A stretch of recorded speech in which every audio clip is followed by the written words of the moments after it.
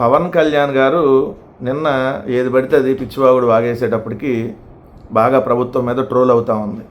ఏంటంటే హోంశాఖ నా దగ్గర లేదు, నేనుంటే పగలు తీసేసేవాడిని, ఒక్కొక్కడిని పొడిచేసేవాడిని, ఒక్కొక్కడిని నరికేసేవాడిని అని చెప్పి నిన్న మాట అనగానే ఎమ్మటనే ఏదైతే ప్రభుత్వం అంటే హోంశాఖ ఫెయిల్యూరు, ముఖ్యమంత్రి ఫెయిల్యూర్, ఈ ప్రభుత్వం ఫెయిల్యూర్ అని చెప్పి డిప్యూటీ సీఎంఏ చెప్తున్నాడని విపరీతంగా ట్రోల్ అవుతుంటో ఈరోజు ఈనాడు అనేటటువంటి తెలుగుదేశం పార్టీ కరపత్రికలో చంద్రబాబు నాయుడు గారు నారా లోకేష్ ఆధ్వర్యంలో పంచాయతీరాజ్ శాఖకు సంబంధించి ఒక న్యూస్ వేయించారు, ఒక ఆర్టికల్.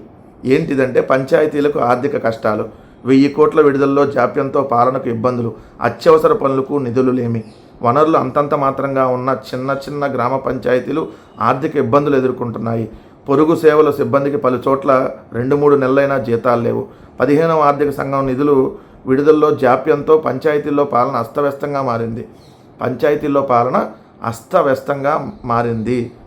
ఇక్కడ ప్రత్యేకించి పాడైనటువంటి ఎల్ఈడి మరమ్మతులు కానీ ఇవన్నీ చేసుకోవడానికి కూడా డబ్బులు లేవు. 2025-26 సంవత్సరానికి సంబంధించి 15వ ఆర్థిక సంఘం నిధులు 1015 కోట్ల మేర ప్రభుత్వం పంచాయతీలకు విడుదల చేయాలి.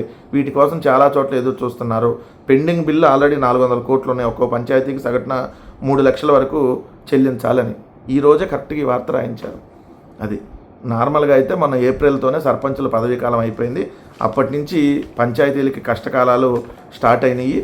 సో ఏదైతే అంతకుముందు చేసినటువంటి బిల్లులు రానటువంటి పరిస్థితి ఇప్పుడు ఏదైతే అధికారుల చేతుల్లో ఉంటుంది కాబట్టి అధికారులు ఏం చేస్తారు, అధికారులు డబ్బులు చేతుల్లో పెట్టుకోలేరు కదా. అంతకుముందు సర్పంచులు అనుకోండి, వాళ్ళ జేబులో డబ్బులు తీసుకొచ్చి పెట్టి తర్వాత బిల్లులు తీసుకునేటటువంటి కార్యక్రమాన్ని చేసేవాళ్ళు.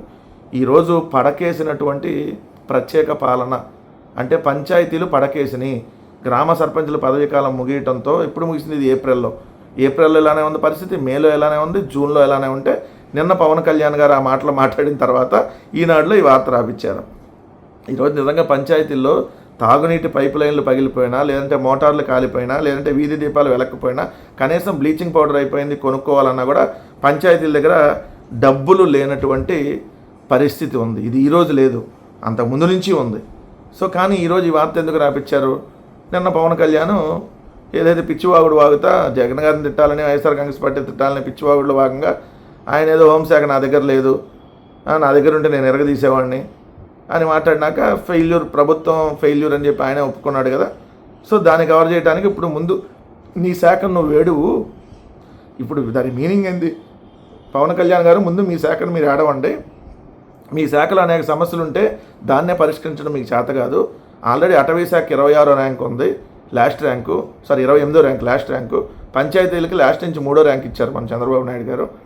ఓ పక్క మడాడవులను ధ్వంసం చేస్తూ ఉన్నారు కృష్ణా జిల్లాలో, ఇంకో పక్క చూస్తే ఇటు పంచాయతీలకి నిధుల సమస్యతో కొట్టుమిట్టాడుతూ ఉన్నాయి.